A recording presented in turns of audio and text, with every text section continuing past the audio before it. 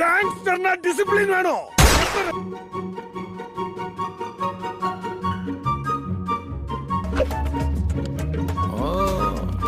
மனசிலாயம்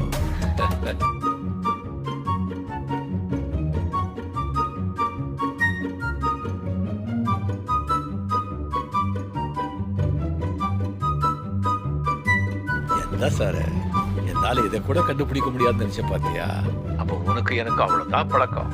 என்ன என்ன ஐட்டங்களோ டூபல் பி.